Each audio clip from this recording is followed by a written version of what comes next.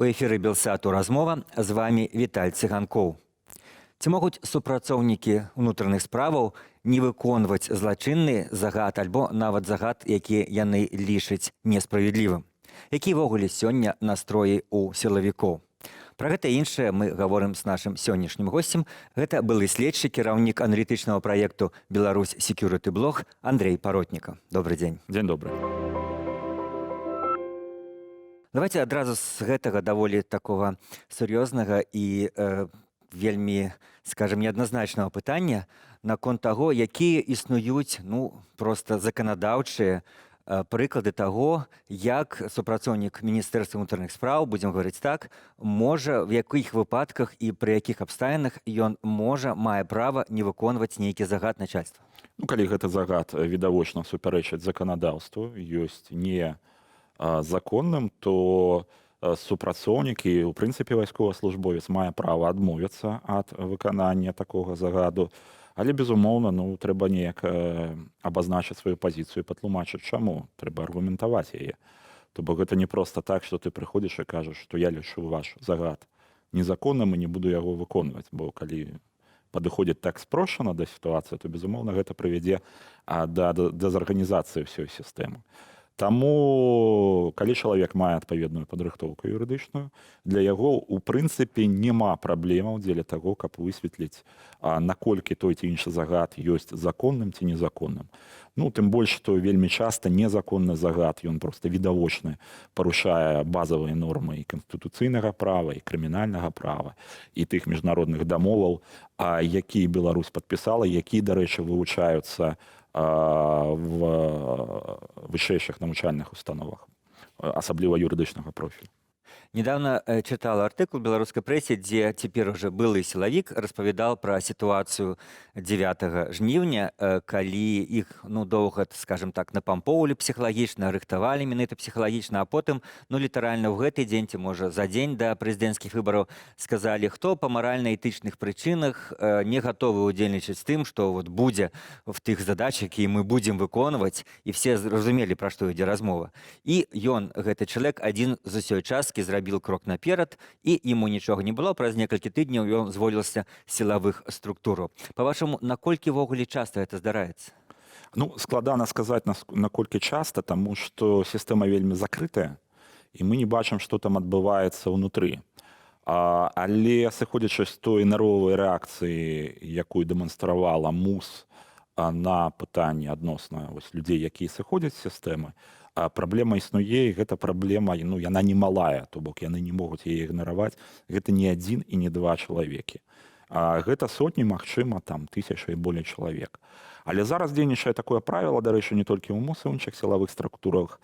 Не пытайся, чаму чалавек сыходзіць, не распавядай, чаму ты сыходзіш. То бок сканчаецца кантракт, дамова бакоў, все ўсё разумеюць. Але калі той же самы былы супрацоўнік не дэманструе публічна сваёй грамадзянскай пазіцыі і адносінаў да гэтага, ён спакойна сыходзіць. А вось калі ён дэманструе, пачынаюцца праблемы. Наколькі, па-вашаму, тут удаецца падключыць псіхалогію каманды, групы? Я возьму нават такі жыццёвы прыклад. Мы все гуляем нейкія спартовыя спаборніцтвы, сабраліся людзі, вось яны гуляюць футбол, і падчас гульні могуць нават рэзкае слова сказаць, ледзь не ударыць, потым яны вярнулі цераз прыналку, яны зноў нармальныя людзі. Так вось гэтыя сілавікі, калі яны змагаюцца з народам, то у іх ёсць пачуццё гэтага, сапраўды, як нібыта яны падчас нейкай такой страшнай гульні, яны в адной камандзе. Потым яны, можа, вяртаюцца дадому, успамінаюць, што яны нармальныя, і ці гэта ўжо не адбываецца, ці яны ўжо в камандзе все 24 гадзіны в суткі? Складана сказаць, таму што гэта ўсё ж такі вельмі індывідуальна, але тут трэба ўлічваць тры моманты. Момант першы. Любая такая карпаратыўная структура, а сілавыя ведомства гэта, безумоўна, карпаратыўная структура з уласнымі традыцыямі, нейкімі рытуаламі і гэтак далей, яна дыктуе ці накідвае нейкую такую матрыцу паводзінаў і поглядаў на навакольнае свет, навакольнае жыццё. Гэта па-першае. Другі момант, што, на жаль, адбылося тое, што шмат сілавікоў, нават цэлыя структуры, яны павязаныя крывёю з нынешнім рэжымам. І яны фактычна, дзякуючы гэтаму, ёсць закладнікі гэтага рэжыму, якія выконваюць дэ-факта злачынныя загады нават не за грошы, ім за гэта нават не даплачваюць ужо. І трэці момант гэта тое, што цягам апошніх 20 гадоў пры Лукашэнку адбываўся такі своеасаблівы адбор у гэтыя сілавыя структуры. Туды шло вельмі шмат людзей, для якіх гэта быў адзіны сацыяльны ліфт даступны. То бок, умоўна кажучы, чалавек, які там не мог прэтэндаваць па свайму ўзроўню адукацыі, прафесійнай падрыхтоўкі на нейкую добрую пазіцыю, напрыклад, у камерцыйным сектары, ці нават сектары дзяржаўнага кіравання, яго прыймалі ў сілавыя структуры. І зараз там вельмі вялікая праслойка людзей, якія разумеюць, што захаванне гэтага рэжыму гэта іхні асабістыя жыццёвыя і сацыяльныя перспектывы. А калі рэжым мяняецца, то невядома, якія ў іх ёсць жыццёвыя перспектывы, ці ёсць яны ў іх ввогуле. І гэта насамрэч вялікая недапрацоўка, скажем так, прыхільнікаў зменаў, што пакуль няма такога малюнку будучыні менавіта для сілавікоў. Што з імі будзе? Якія задачы яны будуць выконваць, у якіх структурах, ці будзе ім горш, ці будзе ім лепш, ці будзе ім таксама, які ўзровень адказнасці будзе, ці будзе гэта адказнасць, і гэтак далей, і гэтак далей. З гэтым трэба працаваць, таму што, яшчэ раз паўтаруся, карательны блок – гэта адзінае, што трымае рэжым на плаву. Ну, з іншага боку, можна зразумець настрой грамадства пасля жніўня, калі, скажы зараз людзям, што а вось давайце сілавікам прапануем нейкую цукерку, нейкі, то, што называецца пернік, моркаўку, для таго, каб яны сышлі ад Лукашэнкі нейкую светлую будучыню. А людзі скажуць, спачатку трэба разабрацца, колькі з іх прымалі ўдзел у зверствах, і гэтых людзей трэба як мінімум нейка юрыдычна, заканадаўча пакараць. Безумоўна, не ідзе гаворка аб нейкім татальным дараванні, так, аб нейкай татальнай такой амністыі за ўсё, і як кажа Лукашенко, давайце перагорнем гэтую бачыну. Нічога перагорнута быць не павінна, але трэба разумець вельмі простую рэч. На што упірае рэжым у сваёй прапагандысцкай дзейнасці, асяродку сілавікоў? Што будуць люстрацыі. Што такое люстрацыя ва ўяўленні прапаганды? Гэта групавая адказнасць усіх, просто по факту прыналежнасці да той ці іншай структуры. Трэба вельмі дакладна пазначыць, што адказнасць будзе толькі індывідуальна. З улікам усіх магчымых, скажем так, абставінаў, якія прымусілі чалавека дзейнічаць так ці інакш. Таму што ўсё ж такі гэтыя вялікія сутыкненні, якія адбыліся, гэта стрэс для ўсіх. І вельмі шмат, калі людзі дзейнічалі на эмоцыях і на нейкім, ведаеце, такім інстынкце натоўпу. Калі чалавек нават на некага падняў дубінку, гэта адна справа. Але калі ён удзельнічаў у катаваннях, калі ён забіваў, калі ён выносіў незаконныя, абсалютна відавочныя неправасудныя прысуды, калі ён збуджаў крымінальныя справы, ніякага даравання быць не можа. Такія людзі павінны адказваць. То бок мы кажам пра магчымасць дыферэнцыяцыі гэтай адказнасці і індывідуальнага падыходу. І гэта, ў прынцыпе, то, на што, напрыклад, накіраваная канцэпцыя прымірэння і аднаўлення законнасцю, якую прапанаваў каардынацыйны савет. Яна, ў прынцыпе, даволі крытыкуецца, але хачу заўважыць, што крытыкі не прапануюць нічога ўзамен. Гэтымі днямі закончыўся восеньскі прызыў у беларускае войска, і гэта другая частка размовы. Хацелася паговорыць, але першым паговорыць в целым пра войска стратэгічна. Вось мне б хацелася закрануць гэтую сувязь менавіта з апошнімі месяцамі, з пратэстамі. Зараз у войска прыйшлі там 18-19гадовыя пераважна людзі, якія, можа, і не прымалі ўдзел, но жылі всім гэтым, вся краіна гэтым жыла. Як это можа адбіцца на іхняе, скажем, існаванне ў войску, дзе ты павінен в адрозненне ад міліцыянтаў ты не можаш не выконваць загад, там ты даеш прысягу і павінен выконваць ці загады. Гэта неяк накладзе нейкі адбітак, то, што гэтыя людзі прыйдуць зараз у беларускае войска. Насамрэч, любы вайсковаслужбовец можа адмовіцца ад выканання злачыннага загаду. Больш за тое, гэта ягоны абавязак. Бо калі ён выконвае злачынны загад, відавочна злачынны загад, ён адказвае за гэта юрыдычна і крымінальна. Як гэта даб'ецца? Пакуль складана сказаць, таму што мы не бачым сацыяльна-дэмаграфічнай мапы гэтых прызыўнікоў. Ўсё ж такі вельмі шмат людзей, якія ў прынцыпе прызываюцца, гэта людзі з рэгіёнаў, з правінцыяў, з маленькіх мястэчак.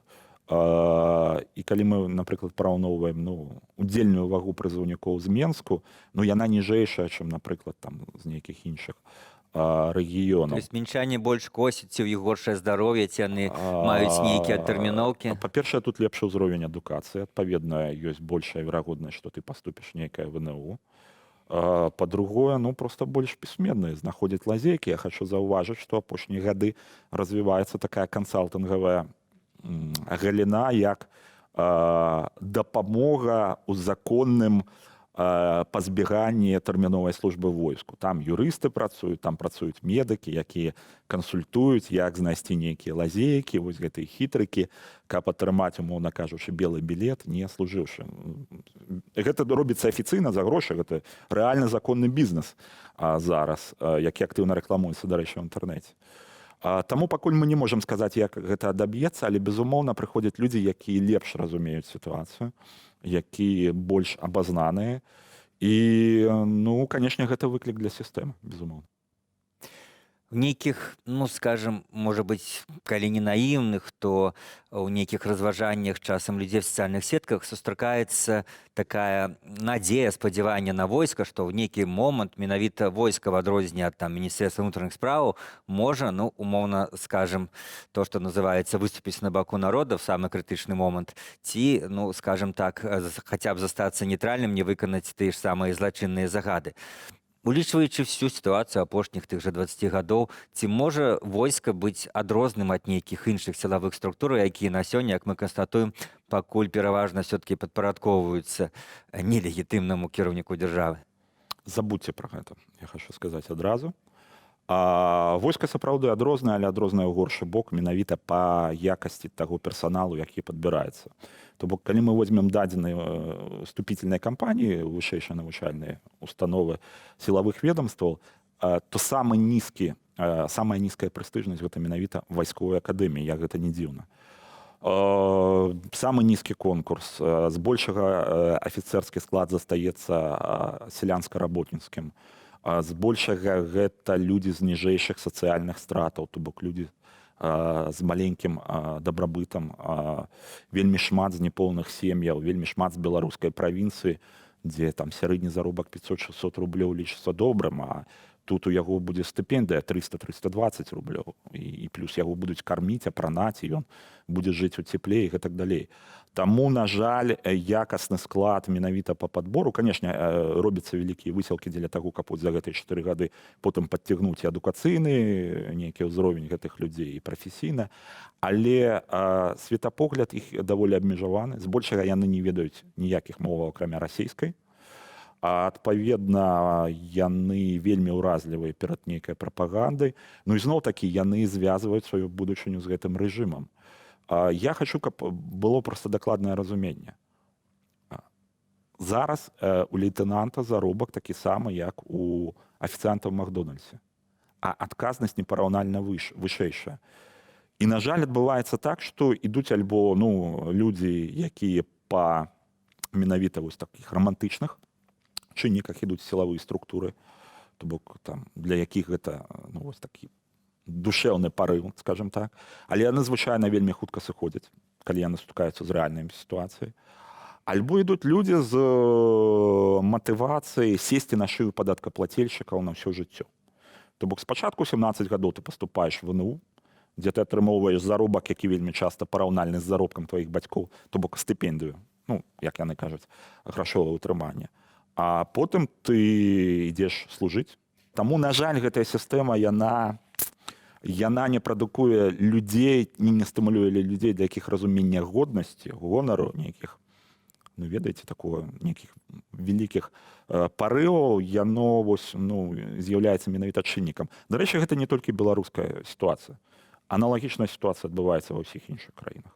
Нават у Расіі яны сутыкнуліся з вельмі сур'ёзнымі праблемамі з менавіта такой матывацыяй, чаму людзі ідуць служыць.